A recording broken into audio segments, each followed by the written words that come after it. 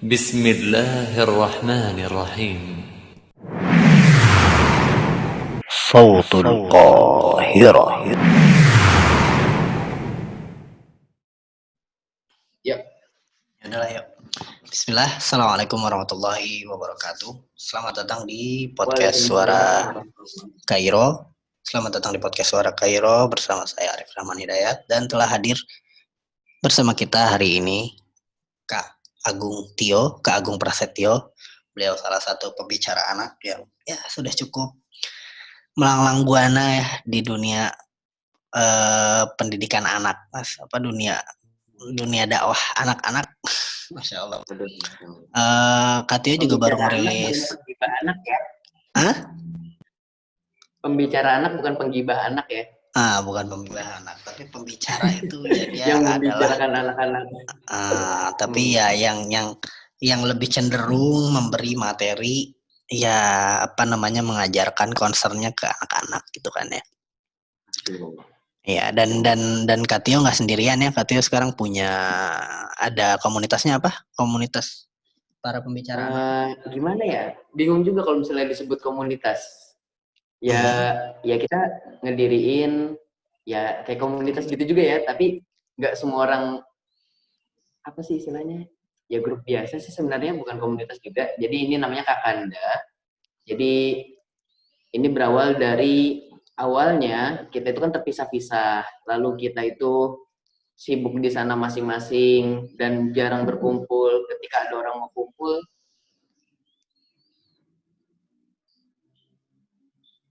nggak apa-apa, nggak usah dinyalain. Mau dinyalain? Oh gitu. Apaan? Nah, awalnya sebelumnya memang udah ada pembicaraan, ada yang mau ngumpulin, diantaranya Kak Muslim mau bikin, Kak Erlan juga mau bikin, cuma mereka masih ragu-ragu. Dan akhirnya si anak baru ini, ya baru kemarin gitu kan, berkoar-koar, mencoba untuk menjalani dakwah terhadap anak-anak. Dan Ana berharap dengan kita berkumpul, ya nanti di situ bisa semakin akrab, bisa semakin dekat gitu. Terus nanti kalau misalnya itu kita bisa saling konsultasi, berbagi pengalaman, Masya Allah. Dan Alhamdulillah, yang awal pertama kali kita ketemu itu, ya karena musim corona ya, jadi kita nggak ketemu. Ketemunya via Zoom. Dan Alhamdulillah lewat Zoom itu, Masya Allah, luar biasa. Ternyata pemateri anak itu nggak main-main gitu ya. Luar biasa banget pengalaman mereka. Sedangkan anak hanya bisa terdiam gitu. Aduh, ya Allah. Ini anak baru kemarin, ya Allah. Cuma, ya niat kita kan bukan cuma buat tenar. Niat kita bukan untuk berbangga-bangga di depan orang. Tapi tujuan kita adalah melalui anak-anak semoga tertancap akar akidah yang kuat gitu. Jadi ya kita mulai coba berdakwah lewat anak-anak. Itu aja sih. Ya kita mah cuma ngumpulin serpihan-serpihan yang gak dipungut orang lain gitu istilahnya. Masya Allah, ketika orang lain mungkin ketika orang lain mereka mentargetkannya orang dewasa dan sedikit yang untuk anak-anak. Dan ini anak sedikit terinspirasi dengan seorang guru TK ya. Guru TK yang dia itu S2, Masya Allah, ditanya kenapa dia mau jadi guru TK. Ini salah satu cerita seorang ustadz. Dan si guru TK ini mengatakan, Ana ingin yang pertama kali mengajarkan kepada anak tersebut surat Al-Fatihah. Masya Allah. Ini surat Al-Fatihah ini bayangin kalau misalnya kita keinget sama pesan Nabi ya. Man sana sunnatan hasanan falahu ajruha wa ajru man amila biha gitu. Satu anak aja kita ajarin Al-Fatihah. Bayangin sholat 5 waktu berapa kali seumur hidupnya. Lalu itu baru satu anak. Dan jika dia umurnya panjang, dia bisa ngajarin berapa anak surat Al-Fatihah. Nah, dari sini anak pribadi ingin terjun ke dunia anak-anak karena ini. Terjun ke dunia anak-anak karena ini ya, termasuk motivasi ya, dasar motivasi besarnya karena ya memang pengen mendulang pahala dari bibit-bibit umat ya, dari generasi awal. Masya Allah. Ya tapi intinya sih sebenarnya semua orang tetap ambil perannya masing-masing, jadi nggak ada yang ini terbuang atau ini, ya tetap semuanya punya perannya dan emang punya resiko dan punya kesulitan masing-masing gitu. Nah Sebenarnya emang, nah disinilah jadi kayak karena pembicara anak ini kan nggak semuanya juga, nggak semua orang tuh punya kecenderungan ke sana, bahkan mungkin nggak semua orang punya kapabilitas, punya kemampuan untuk bisa ngobrol seru sama anak-anak gitu.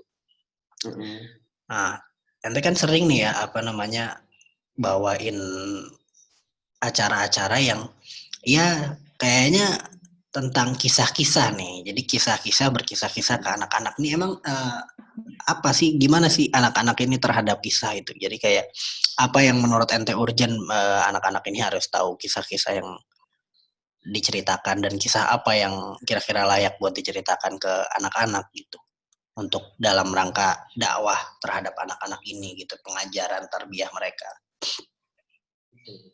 Baik. Jadi kalau dari anak-anak ini kenapa kita lebih suka mengkisahkan gitu ya, atau setiap isi materi kita selalu ada kisah, karena memang pada dasarnya setiap orang itu pasti suka dengan cerita gitu, berbeda dengan secara teori aja gitu. Jadi teori misalnya kalau bangun subuh apa yang harus kita lakukan, sholat subuh gitu kan. Kalau misalnya kesiangan apa yang harus kita lakukan, wudhu lalu sholat subuh, tanpa ada ceritanya, maka itu hanya sekedar pembelajaran biasa gitu, tanpa ada efek mendalam ke anaknya itu gitu. Jadi memang anak-anak itu suka cerita, dan masya Allah ya, sepertiga dari Al-Quran itu adalah kisah-kisah gitu. Nah, jadi ketika anak-anak suka cerita, maka kita harus cari tahu juga tuh apa misalnya ketika anak-anak telat dari sholat subuh, gimana caranya biar anak-anak termotivasi untuk langsung melaksanakan sholat subuh. Di antaranya kan ada kisah Bilal ketika beliau disuruh untuk menjaga atau membangunkan Nabi dan para sahabat yang lainnya ketika safar, dan ternyata Bilal ketiduran juga. Nah, jadi kita buat kisah sehingga anak-anak itu menarik, nggak sekedar cuma teori. Anak-anak, jadi nanti kalau misalnya kalian bangun kesiangan, kalian langsung wudhu, ya tanpa ada cerita tuh anak-anak kurang membekas gitu. Tapi kalau ada ceritanya, oh masya Allah, Bilal dan para sahabat pernah ketiduran bersama Rasulullah, terus pernah kesiangan sholat subuhnya, gitu. Jadi ada lebih membekasnya. Gitu. Dan kalau untuk cerita, kita ini berusaha untuk menyajikan cerita-cerita yang secara fakta gitu ya, secara asli, nggak bohong gitu. Jadi memang mungkin ada beberapa pemateri-pemateri di luar sana yang menampilkan dongeng-dongeng, cerita-cerita palsu untuk membuat anak-anak itu merasa tertarik kepada dirinya atau untuk berbuat baik. Padahal sebenarnya Islam itu udah Masya Allah. Para sahabat itu udah mencontohkan Masya Allah. Banyak cerita-cerita, cuma terkadang kita nggak mau nyari tahu. Jadi cari simpelnya aja gitu. Jadi dongeng-dongeng akhirnya diceritakan. Kisah-kisah palsu jadi hayalan gitu.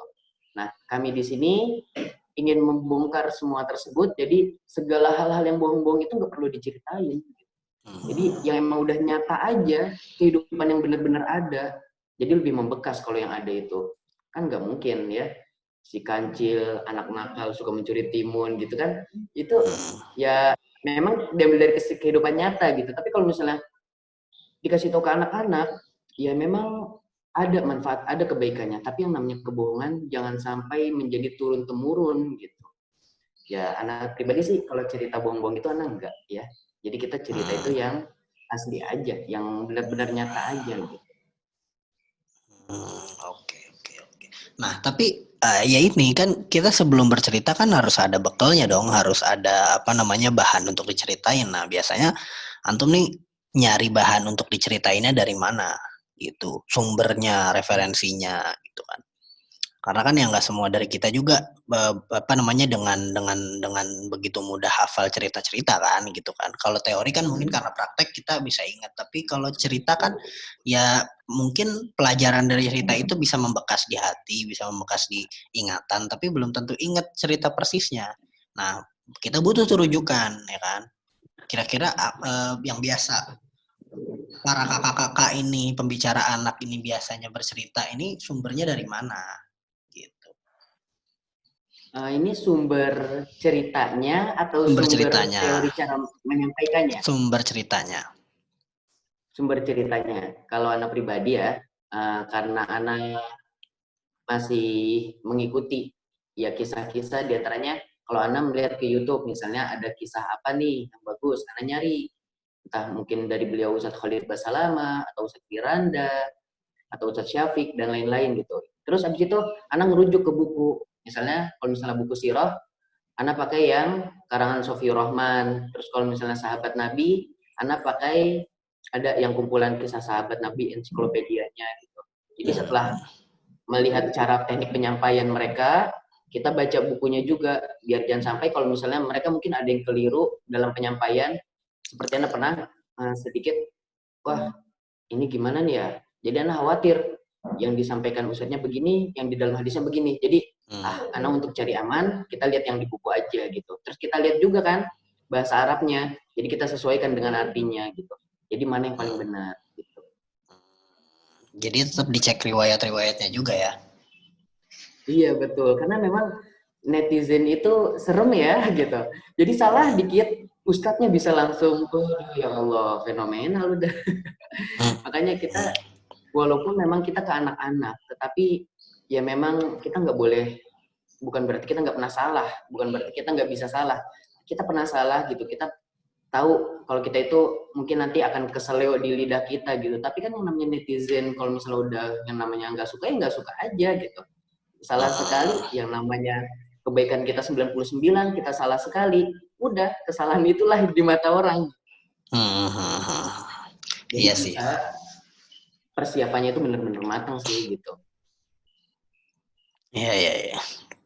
Iya, jadi ya itu tadi, memang kan biasanya kisah-kisah dalam Islam, kalau nggak kisah-kisah memang dari Rasul, kisah para sahabat kan pasti bentuknya riwayat kan, karena kan kisah itu diceritain dari mulut ke mulut sampai akhirnya ditulis dong, gitu kan. Itu kan kalau jadi sebenarnya orang Arab juga pada dasarnya mereka bahkan nasab mereka, apa-apa yang terjadi di kabilah mereka itu mereka biasanya riwayat turun temurun gitu.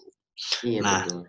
Dari riwayat itu kan kadang ada beberapa versi yang memang mungkin berbeda gitu riwayatnya. Nah ya kita kalau memang punya kemampuan untuk ngecek riwayat yang lebih kuat sih ya alhamdulillah, tapi kalau enggak ya minimal berarti kita bisa cek dari ya asatid yang terpercaya gitu ya, atau dari kitab yang terpercaya. Makanya anak kadang udah pilih-pilih ustadz aja nih, mungkin beliau keseleo gitu kan, atau keliru, ya udah anak ngikutin yang satu lagi gitu. Jadi anak nggak cuma satu ustadz gitu.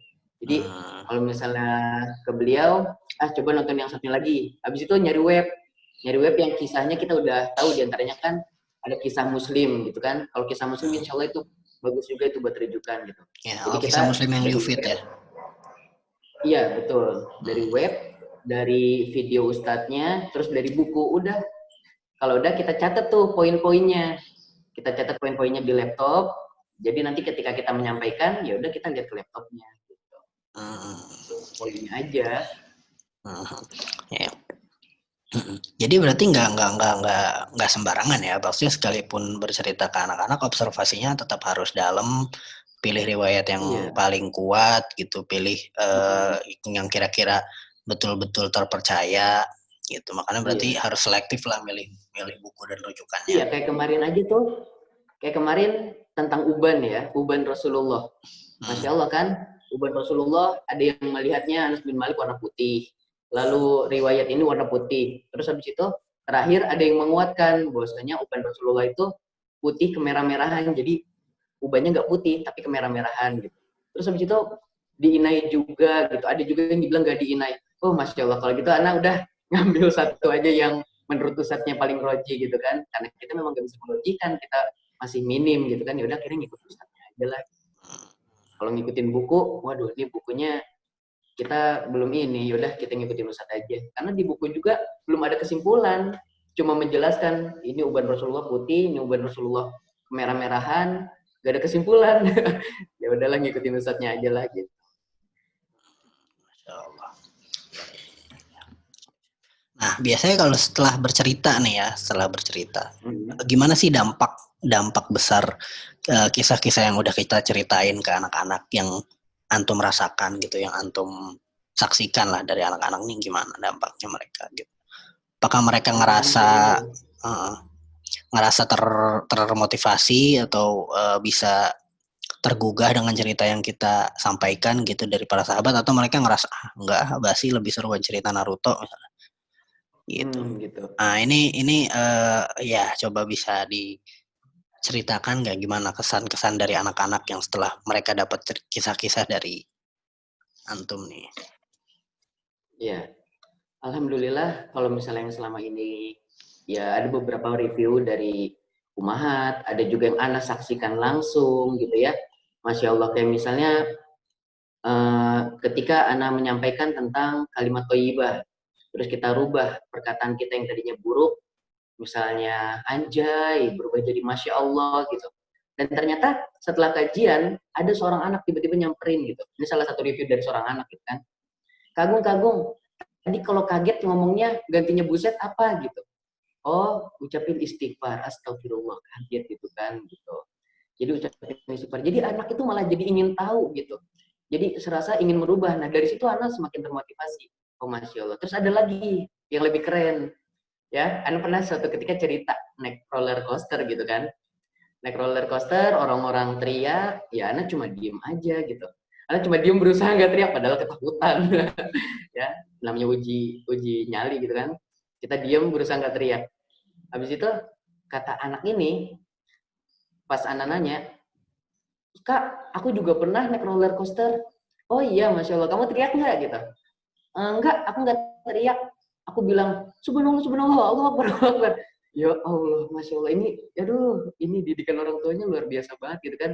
Masya Allah, jadi benar-benar diamalin gitu. Ketika dia menanjak, dia apa yang dipikir yang harus diucapkan, ketika turunan apa yang diucapkan, jadi dia nggak teriak, sekedar omongan gitu. Jadi emang dampak dari kisah atau dampak dari penyampaian para pemateri ini sebenarnya sangat penting gitu, Masya Allah. Jadi kalau misalnya terus apalagi ditambah dengan misalnya setiap materi itu diasupin kisah-kisah, jadi semakin mengena.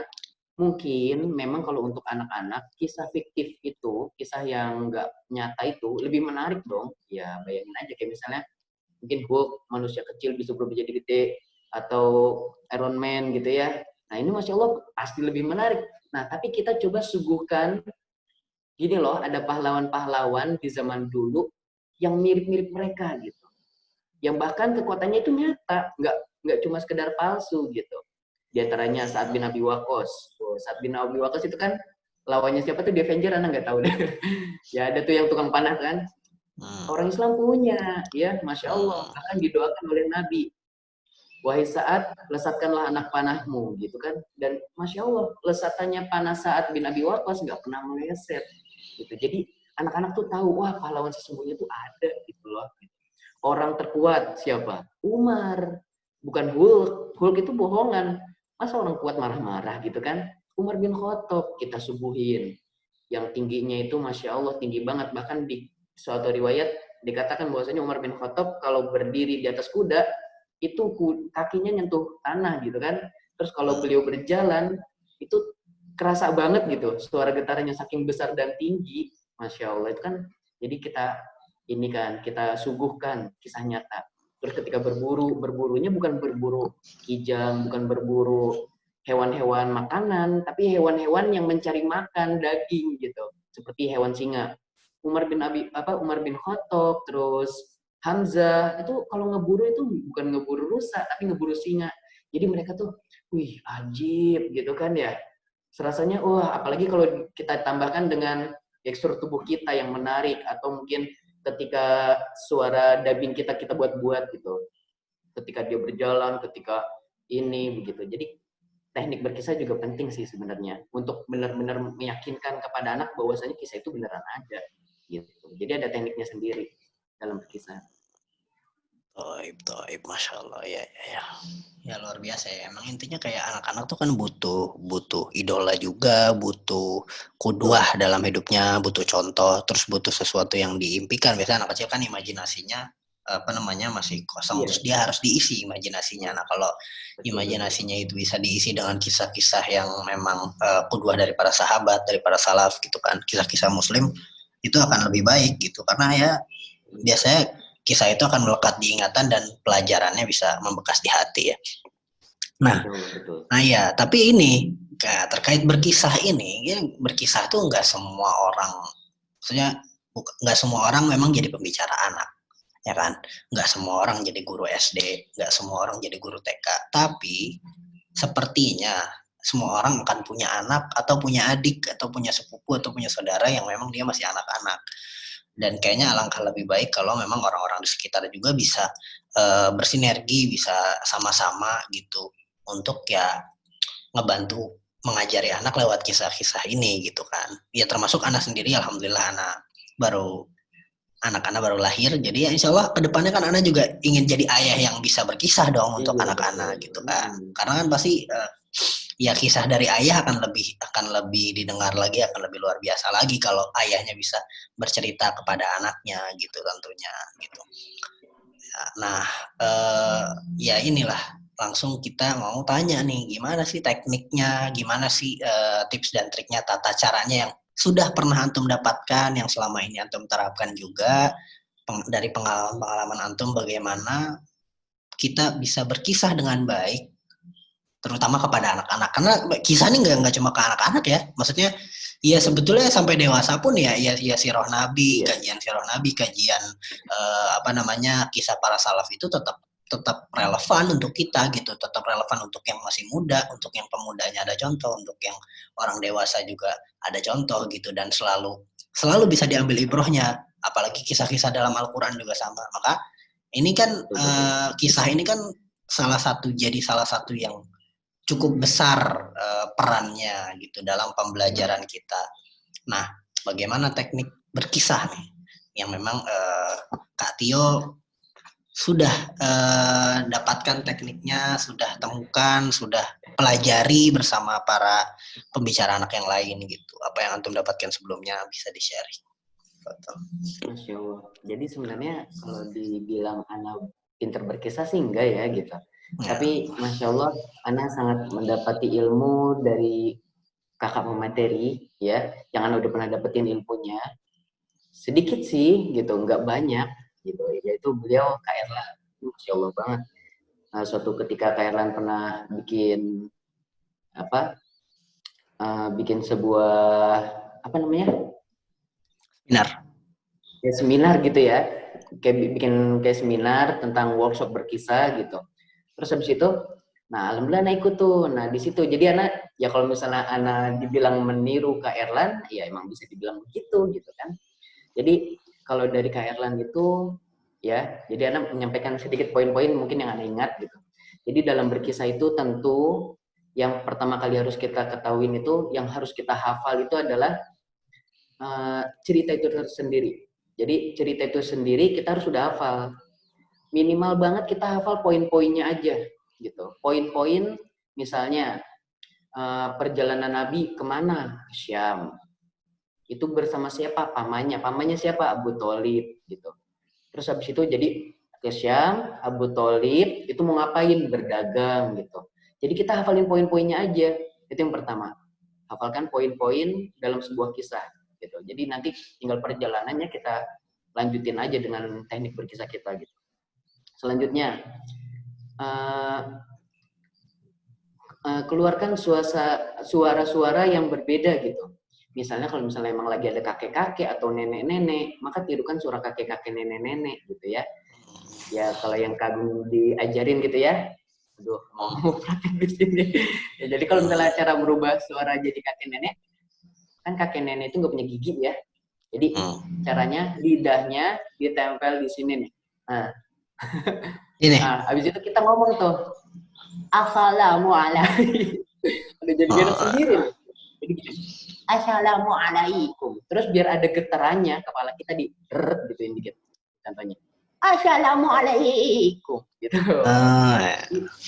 Sampai ngendus nafasnya juga kita praktekin. Gitu. Jadi, wah, anak-anak itu bakal menarik gitu dibanding dengan cerita yang suatu ketika kakek-kakek datang, lalu kakek-kakek itu mengatakan, "Hei anak muda, begini." Daripada begitu kan, kalau kita rubah suaranya yang meniru kakek-kakek, anak-anak nggak cuma ngebayangin kakek-kakek, tapi juga anak-anak tahu, oh itu kakek-kakek gitu. Oh gitu ya. Nah habis itu, jadi peniruan suara. Jadi belajar niru suara itu penting. Terus, Impersonate ya itu sebutannya. Iya betul, impersonate. Iya, minimal kita bisa kakek-kakek, bapak-bapak, sama anak-anak. Karena memang kehidupan itu nggak jauh dari mereka gitu. Kalau ibu-ibu anak nggak bisa sih ya gitu. Kalau misalnya anak-anak, itu suara kita dikecilin gitu. Assalamualaikum Kak Agung, gitu ya. Misalnya suara bapak-bapak atau misalnya raja yang sombong. Hei, anak muda, apa yang kau lakukan di sana? Dasar orang miskin. Nah, seperti itu pokoknya ya. Nah, jadi itu teknik-teknik ketawa juga ada caranya biar menarik, gitu. Biar gimana aja biar nggak ketawa hahaha gitu-gitu doang, tapi ada hahaha suara genderuwo gitu ya. Nah, itulah suara-suara yang menarik buat anak-anak. Jadi anak-anak itu nggak cuma ngebayangin terus cuma nyimak gitu, enggak. Jadi mereka udah ditampilin langsung secara visual. Oh, kaki-kaki, Masya Allah. Jadi mengena banget. Gitu. Nah, itu yang ketika itu diajarkan oleh Kak Erlan kepada anak. Masya Allah. Terus selanjutnya, kelancaran ya. Kelancaran itu emang penting banget. Jadi, tadi dari awal kita udah nyiapin poin-poin, lalu suara, kelancaran, terus intonasinya, mimik wajahnya. Jadi kalau sedih, kita kasih lihat sedih.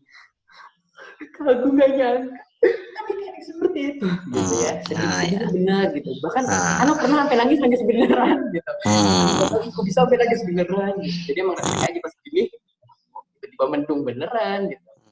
Nah habis itu kadang pernah cerita sedih juga nangis beneran gitu. Nah itu intonasi suara naik turunnya, ketika jadi raja suaranya besar gedein, ketika jadi rakyat suaranya biasa aja. Wahai pemuda, siapa namamu? Gitu. Jadi, ya itulah intinya suara lah, mainan suara gitu. Terus gerak tubuh, gestur tubuh. Jadi kita nggak cuma cerita, main, Assalamualaikum anak-anak, gimana kabarnya, gini-gini, terus dari awal sampai akhir. Ya, atau enggak, ya mainannya tangan-tangan doang gitu, kayak unyil gitu kan. Mainannya tangan-tangan, ting, ting, ting, ting, ting gitu. Tapi enggak, kita misalnya kalau misalnya datang gajah yang besar, oh gitu kan, gajahnya besar, terus itu ketika dia gajahnya menginjak brus gitu lah, pokoknya suara-suara begitulah gitu. Nah jadi kita gambarkan sosok gajah itu benar-benar ada gitu, jadi wah menarik banget gitu kan. Nah jadi gestur tubuhnya juga main, wajahnya main, suaranya main, kelancaran, dan yang lebih penting kalau misalnya di anak-anak banyak itu pede itu pede gitu. Kadang ini sih yang jadi kendala buat anak gitu. Anak suka bingung. Jadi kalau misalnya di depan halayak banyak nih ya, walaupun udah sering tampil gitu ya, kadang sebelum tampil itu kalau misalnya ada pembukaan dulu gitu kan, pembukaan di situ jantung anak tuh duguluk. Aduh ya Allah, mau mundur, nggak kuat. Kenapa gitu? Padahal udah sering setiap hari gitu. Udah mau mundur nggak kuat gitu. Ya karena kelamaan nungguin, kita udah deg-degan duluan gitu, walaupun misalnya materi kita udah siap gitu. Akhirnya kalau udah maju ya udah biasa aja gitu. Jadi nah diantaranya kelancaran di panggung atau apa namanya ya pokoknya di panggungnya itu penguasaan panggung. Jadi kalau di panggung itu biar kita agak pede, ini salah satu solusi dari Ana sih. Pertama kita kuasain panggung dulu. Kalau Ana misalnya kita mau ngomong di depan banyak orang, 1 hari sebelum hari H biasanya Ana ke tempat itu dulu, yang deket-deket, misalnya ke Tangerang, atau ke Ciledug, atau kemana, Ana datengin dulu tempatnya. Oh, ntar Ana mau datang ke situ. Berarti nanti Ana di depan situ tuh, gitu kan.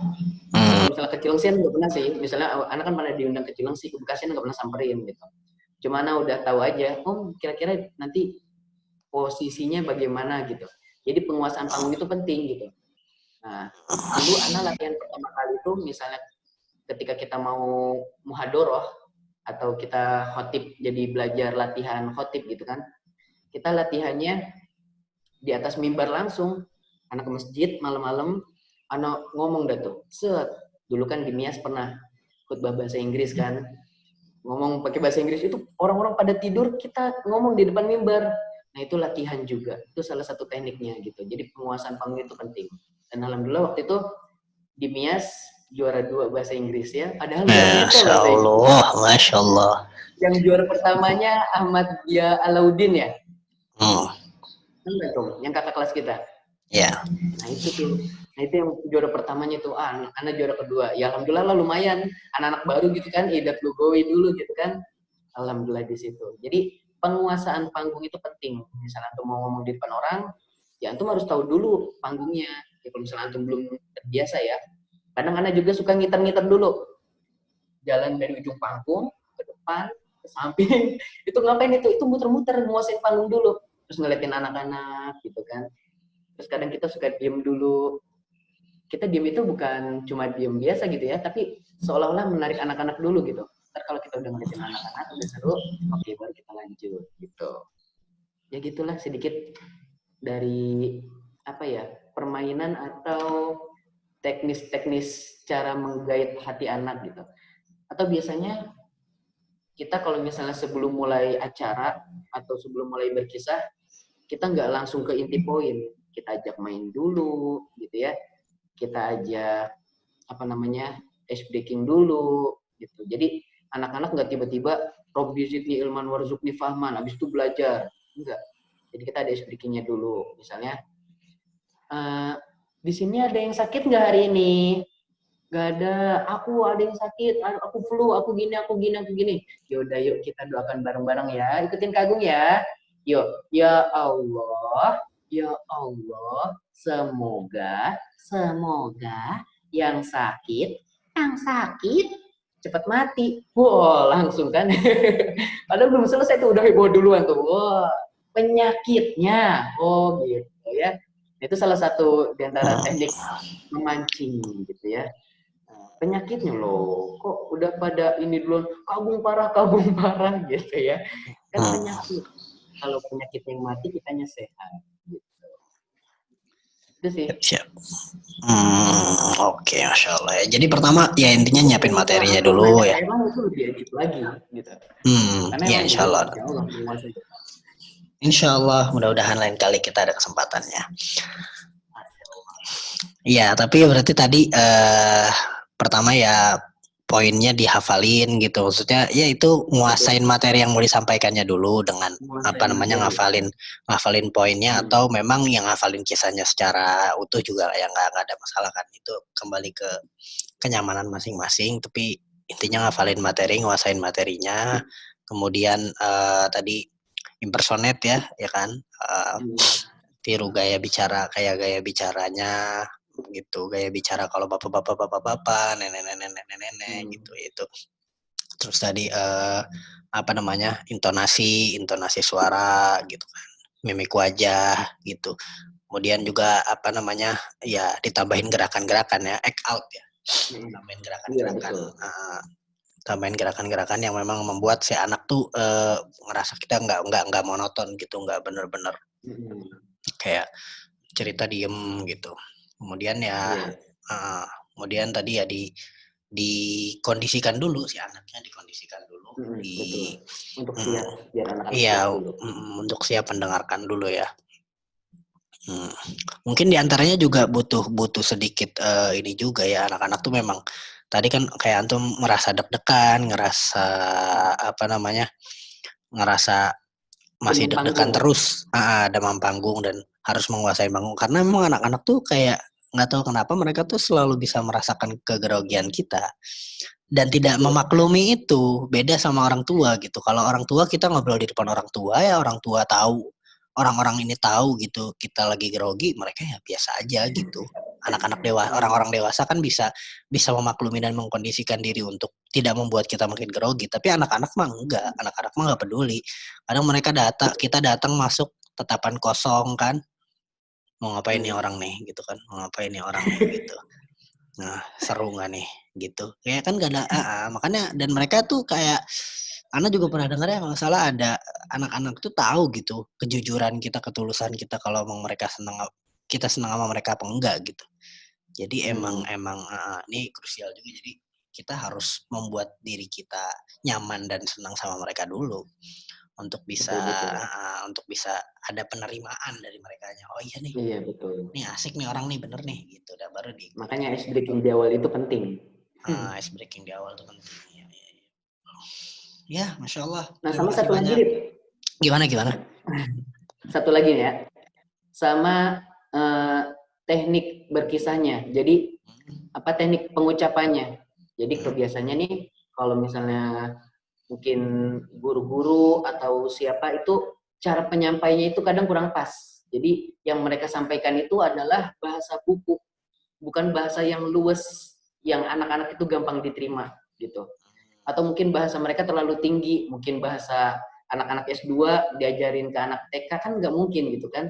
Gitu. Misalnya bahasa antum di Mekah, jadi begini anak-anak, dalam hadis ini ada beberapa yang merujikan, diantaranya ulama Syafi'iyah mengatakan begini, ulama begini. Ya ke anak-anak nanti, ngomong apa sih ini gitu kan, bingung gitu. Jadi kita menyesuaikan porsi gitu. Jadi dari awal kita udah mempersiapkan, ambil yang pentingnya aja gitu. Terus bahasanya kita buat dengan bahasa anak-anak gitu, yang mudah diambil oleh anak-anak gitu. Jadi anak-anak nggak bingung apa sih roji itu artinya apa gitu. Loh ini kok ulama mazhab dibagi menjadi gini-gini, sadar yang ada mereka bingung ngomong apa lagi nih. Kan inti dari pembicaraan itu kan si yang menerima lawan bicara itu paham gitu. Jadi inti dari pembicaraan itu yang penting lawan pembicara paham. Jangan sampai si lawan pembicaraan ini bingung dengan apa yang kita sampaikan gitu. Jadi sesuaikan dengan kondisi. Kalau kita ngomong sama anak-anak, ya ngomongnya sama anak-anak. Jangan ditinggi-tinggiin gitu. Terus jangan terlalu kaku. Biasanya kan ngikutin bahasa baku. Jadi ada yang namanya bahasa terlalu tinggi, ada yang bahasa buku. Bahasa buku itu bahasa baku banget gitu kan. Pada suatu hari adik-adik ada gini gitu. Terkadang ada memang beberapa anak TK yang senang gitu dengan bahasa seperti itu. Tapi terkadang ada juga misalnya anak-anak milenial zaman sekarang itu lebih suka yang penyampaiannya agak lebih nyentrik gitu. Jadi nganggapnya udah kayak ke teman sendiri gitu. Tahu nggak gitu. Jadi seolah-olah kita kayak manggil ke teman gitu. Jadi kadang anak-anak zaman sekarang itu lebih senang dengan bukan sesuatu bahasa buku, tapi mereka memang bahasa buku juga bagus ya, karena memang udah dibikin emang sesuai dengan untuk anak-anak gitu. Tapi terlalu baku gitu. Nah, kalau misalnya bahasa yang lebih luas, biasanya anak-anak lebih suka. Makanya YouTuber gitu kan bahasanya nggak ada yang bahasa buku gitu. Bahasanya lebih luas. Dan anak-anak kita, anak-anak milenial, ya mau nggak mau kita penyesuaian. Yang penting jangan sampai keluar bahasa-bahasa gaul yang nantinya malah dipraktekkan oleh dia kepada orang tuanya. Dek, ada buku nggak? Dek, ada PR nggak? Ntar anaknya jawab, Umi kepo. Uminya dikatain kepo gitu kan. Nah, siapa yang ngajarin kamu kepo? Kagum. Waduh, Kagum yang salah jadinya gitu. Jadi tetap ada batasan-batasan dalam penyampaian. Bahasa-bahasa kayak gitu tuh ya kurang sih, jangan sampai disampaikan. Tapi kalau perluasan dalam berbicara udah kayak nganggep ke temen, itu bagus. Masya Allah. Berarti yang harus diperhatikan juga ya tadi ya bahasa itu disederhanakan lah, intinya disederhanakan, disesuaikan sama apa yang kira-kira dipahami sama anak-anak gitu. Kita harus bisa ngambil intisari-intisari yang penting dari sebuah kisah atau materi apapun yang mau disampaikan ke anak-anak, dan ya dengan sampainya dengan cara yang sesederhana mungkin biar anak-anak tuh lebih ngena gitu, lebih nangkep gitu. Ya, krusial juga sih, lumayan. Masya Allah. Jazakumullah khairan Kak Agung atas waktunya, bermanfaat sekali ilmunya ini. Aduh, nih ilmu mahal nih dapatnya gratisan, Masya Allah. Alhamdulillah. Nah, lumayan jadi bekal lah. Semoga ini bisa jadi bekal untuk Ana dan siapapun yang mendengarkan podcast ini. Ya, semoga bisa jadi bekal untuk kita semua. Jadi manfaat untuk antum dan untuk Ana dan untuk kita semua. Barakallahu fikum wa jazakumullah khairan. Kita tutup. Saya Arif Rahman dari Kairo Bersuara. Wassalamualaikum warahmatullahi wabarakatuh.